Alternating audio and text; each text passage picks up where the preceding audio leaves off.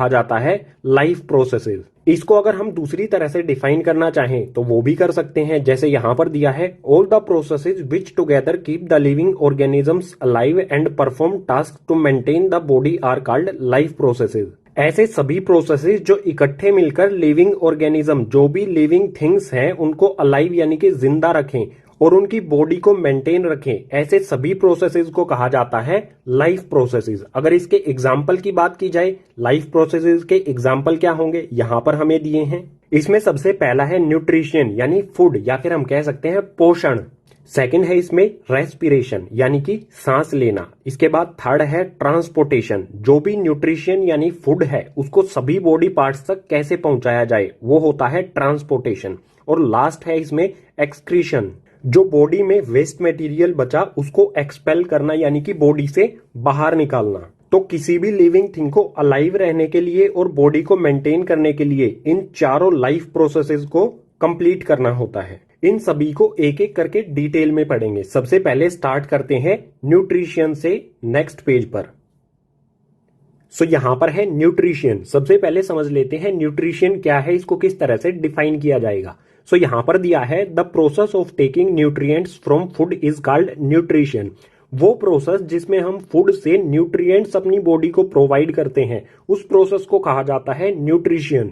अब यहां पर एक वर्ड आया है न्यूट्रिएंट्स। न्यूट्रिएंट्स यानी कि पोषक तत्व, जो भी हमारी बॉडी को सर्वाइवल के लिए जरूरी चीजें होती हैं, उन सभी चीजों को कहा जाता है न्यूट्रिएंट्स। जैसे इसका एग्जाम्पल ले लेते हैं, न्यूट्रिएंट्स क्या होते हैं, जैसे carbohydrates, fats, proteins, water, vitamin, minerals etcetera. ये सभी होते हैं न्यूट्रिएंट्स। और ये मिलते कहां से हैं हमें, ये मिलते हैं जो फूड हम खाते हैं उससे। सो न्यूट्रिशन की बिल्कुल सिंपल सी डेफिनेशन हो गई ये। इसके बाद आते हैं यहां पर मोड्स ऑफ न्यूट्रिशन, यानी कि न्यूट्रिशन के तरीके, या फिर कह सकते हैं न्यूट्रिशन के टाइप। न्यूट्रिशन के टोटल दो तरीके होते हैं, फर्स्ट ऑटोट्रोफिक न्यूट्रिशन और सेकंड हेटरोट्रोफिक न्यूट्रिशन। दोनों को एक एक करके समझ लेते हैं। इसमें पहले देखते हैं ऑटोट्रोफिक न्यूट्रिशन को। ये क्या होता है, it is a process in which organisms produce their food from simple inorganic material in the presence of sunlight. Autotrophic nutrition ऐसा प्रोसेस है जिसमें ऑर्गेनिजम्स अपना फूड प्रोड्यूस करते हैं यानी बनाते हैं सिंपल इनऑर्गेनिक मटेरियल से। और सिंपल इनऑर्गेनिक मटेरियल्स क्या होते हैं, जैसे वाटर हो गया, CO2 यानी कार्बन डाइऑक्साइड, जो हमें इन्वायरमेंट या अर्थ से सिंपली मिल जाए। इनसे ये अपना फूड बनाते हैं सनलाइट की प्रेजेंस यानी कि धूप की मौजूदगी में। और इस ऑटोट्रोफिक न्यूट्रिशन का बिल्कुल सिंपल सा एग्जांपल हो जाएगा प्लांट्स। प्लांट्स क्या करते हैं, सनलाइट की प्रेजेंस में अपना फूड प्रिपेयर करते हैं वाटर और CO2 से। इसके बाद आते हैं हेटरोट्रोफिक न्यूट्रिशन पे। ये क्या होता है, in this organisms depend upon other organisms for food to survive.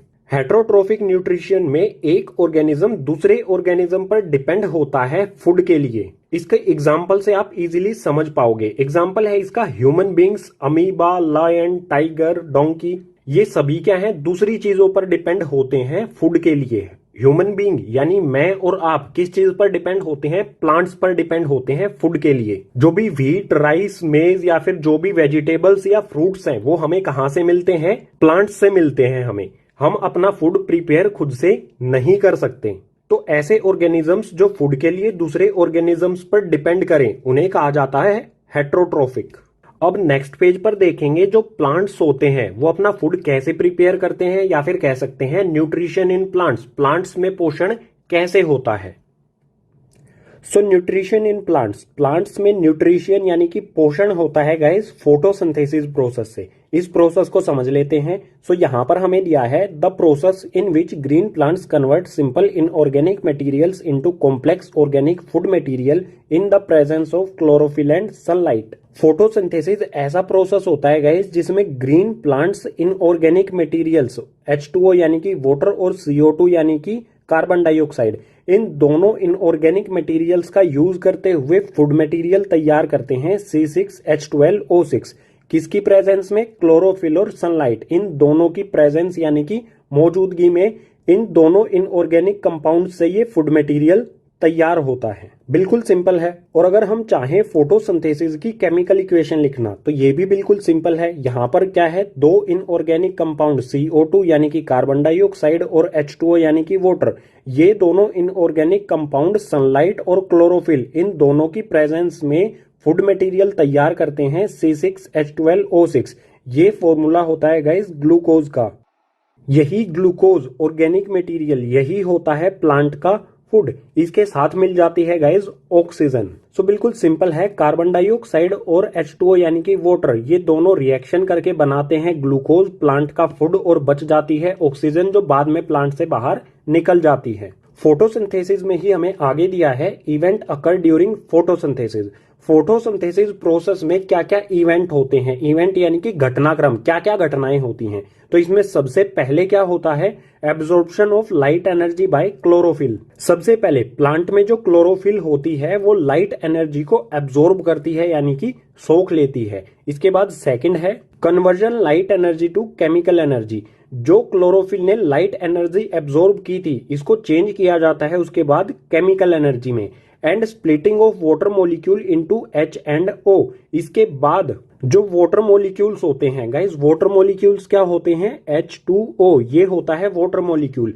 इस वाटर मॉलिक्यूल में जो भी हाइड्रोजन और ऑक्सीजन होते हैं इनको स्प्लिट किया जाता है, अलग अलग किया जाता है। इसकी हमें केमिकल इक्वेशन भी लिख सकते हैं, ये होगा H2O। केमिकल रिएक्शन के बाद क्या हो जाएगा, H2 प्लस में O2। जो वाटर के मॉलिक्यूल्स थे हाइड्रोजन और ऑक्सीजन, ये दोनों अलग अलग हो जाते हैं। इसके बाद थर्ड पॉइंट में होता है reduction of carbon dioxide to carbohydrates. जो हमारी ये कार्बन डाइऑक्साइड होती है इसका रिडक्शन होता है गाइज। रिडक्शन कब होता है, या तो ऑक्सीजन हट जाए या फिर हाइड्रोजन जुड़ जाए। तो आप यहां पर देख सकते हो, यहां पर है कार्बन और ऑक्सीजन, रिएक्शन होने के बाद अगर आप इसे देखोगे तो इसमें यहां पर क्या हुआ है, हाइड्रोजन जुड़ गया है। सो CO2 कार्बन डाइऑक्साइड का यहां पर क्या हो गया, रिडक्शन हो गया। रिडक्शन क्यों हुआ, क्योंकि इसमें हाइड्रोजन जुड़ गई। रिडक्शन और ऑक्सीडेशन वाला कॉन्सेप्ट जो हमने चैप्टर 1 में पढ़ा था उसमें कंडीशन थी ना, ऑक्सीजन हट जाए तो भी रिडक्शन होगा, हाइड्रोजन जुड़ जाए तो भी रिडक्शन होगा। सो यहां पर जुड़ जाती है हाइड्रोजन। तो इस कंपाउंड जो हमारी कार्बन डाइऑक्साइड है इसका क्या हो रहा है, यहां पर रिडक्शन हो जाता है और प्लांट का फूड बन जाता है। सो इन तीनों पॉइंट से आप ये तो समझ गए होंगे कि फोटोसिंथेसिस में इवेंट्स यानी कि घटनाक्रम किस तरह से होता है। अब नेक्स्ट पेज पर इसी कॉन्सेप्ट से रिलेटेड कुछ और पॉइंट्स को देखते हैं। पीछे वाले पेज पर पढ़ा था क्लोरोफिल सनलाइट को एब्जॉर्ब कर लेती है। सो क्लोरोफिल से रिलेटेड कॉन्सेप्ट देख लेते हैं। ये है हमारा एक प्लांट, इस प्लांट की ये है एक लीफ। इस लीफ के क्रॉस सेक्शन पार्ट को जो डेप्थ होती है, जो मोटाई होती है, इसको माइक्रोस्कोप से जूम करके देखेंगे। जूम करने पर सबसे ऊपर हमें एक लेयर मिलेगी, इस तरह की एक लेयर होगी। इस लेयर को कहा जाता है क्यूटाइल। जो लीफ का सबसे अपर वैक्सी पार्ट होता है वो हो गया क्यूटाइल। इस क्यूटाइल के नीचे गाइज होते हैं सेल्स, इस टाइप के सेल्स होते हैं। ये सेल्स होते हैं गाइज एपिडर्मिस। ये वाले सेल्स हो गए एपिडर्मिस। इन एपिडर्मिस के नीचे होते हैं प्लांट सेल्स, जो आपने क्लास 9th में प्लांट सेल्स पढ़े थे, बिल्कुल वही। इन प्लांट सेल्स के अंदर होते हैं गाइज क्लोरोप्लास्ट, ऑर्गेनल होता है। सभी प्लांट सेल्स के अंदर ऑर्गेनल होता है ग्रीन कलर का, इस टाइप का ये ऑर्गेनल होता है सभी प्लांट सेल्स के अंदर ग्रीन कलर का। इस ग्रीन कलर के क्लोरोप्लास्ट, जो ग्रीन कलर का क्लोरोप्लास्ट है, इसी के अंदर होता है क्लोरोफिल। सो यहां पर दिया है chloroplast. These are the small organelles found in plant cell, it contain chlorophyll which absorb sunlight for photosynthesis. Chloroplast क्या होते हैं, ये छोटे छोटे ऑर्गेनल्स होते हैं सिर्फ प्लांट सेल्स के अंदर। इनमें क्लोरोफिल होती है जो सनलाइट को एब्जॉर्ब कर लेती है फोटोसिंथेसिस प्रोसेस के लिए। सो ये बिल्कुल सिंपल सा कॉन्सेप्ट था क्लोरोफिल से रिलेटेड। इसी के साथ हमारा कॉन्सेप्ट न्यूट्रिशन इन प्लांट्स या फिर कहें ऑटोट्रोपिक न्यूट्रिशन, ये हो जाता है कंप्लीट। अब नेक्स्ट पेज पर देखेंगे गाइज हेटरोट्रोफिक न्यूट्रिशन। सो यहां पर है हेटरोट्रोफिक न्यूट्रिशन। हेटरोट्रोफिक न्यूट्रिशन की डेफिनेशन हम पीछे वाले पेजेस पर पढ़ चुके हैं। अब आते हैं हेटरोट्रोफिक न्यूट्रिशन के टाइप्स पर। हेटरोट्रोफिक न्यूट्रिशन के 3 टाइप होते हैं। इसमें सबसे पहला होता है सेफ्रोफाइटिस न्यूट्रिशन, सेकंड होता है पैरासाइटिक न्यूट्रिशन और थर्ड होता है होलोजोइक न्यूट्रिशन। तीनों टाइप्स को एक एक करके समझ लेते हैं। स्टार्ट करते हैं फर्स्ट सेफ्रोफाइटिस न्यूट्रिशन से। न्यूट्रिशन का वो तरीका जिसमें ऑर्गेनिज्म अपना फूड प्राप्त करता है डेड या फिर डिकेइंग, मरे हुए या फिर सड़े हुए ऑर्गेनिक मैटर्स से। इसके एग्जाम्पल्स हो जाएंगे बैक्टीरिया और फंगाई। जो बैक्टीरिया और फंगाई होता है, मरे हुए या फिर सड़े हुए ऑर्गेनिक मैटर्स को ये फूड बना लेते हैं और इसी टाइप के न्यूट्रिशन को कहा जाता है सेफ्रोफाइटिस न्यूट्रिशन। अब आते हैं सेकंड पैरासाइटिक न्यूट्रिशन पर। ये क्या होता है? The mode of nutrition in which organism obtain food from another organism without killing them. Nutrition का वो तरीका जिसमें एक ऑर्गेनिज्म फूड लेता है दूसरे ऑर्गेनिज्म से बिना उसको किल किए, बिना उसको जान से मारे। इसके एग्जाम्पल से समझ लेते हैं, जो है मॉस्किटो और टेपवॉर्म। मॉस्किटो क्या करता है? ह्यूमन से, किसी भी इंसान से ब्लड यानी कि फूड ले लेता है बिना उसको जान से मारे। बिल्कुल इसी तरह से टेपवॉर्म है, जो ह्यूमन बॉडी के अंदर होता है, हमारे अंदर होता है। ये हमारी बॉडी से ही फूड लेता है, न्यूट्रिशन लेता है या फिर कहें पोषण लेता है। ये हमको किल नहीं करता, विदाउट किलिंग ये अपना फूड ऑब्टेन कर लेता है। सो बिल्कुल सिंपल है, एक ऑर्गेनिज्म दूसरे ऑर्गेनिज्म से फूड ले ले बिना उसको किल किए, बिना उसको जान से मारे, तो इस टाइप के न्यूट्रिशन को कहा जाएगा पैरासाइटिक न्यूट्रिशन। और इसके एग्जांपल्स हो जाएंगे मॉस्किटो और टेपवॉर्म। नेक्स्ट है होलोजोइक न्यूट्रिशन। इसमें दिया है the mode of nutrition that involves ingestion, digestion, absorption and assimilation of liquid and solid organic materials.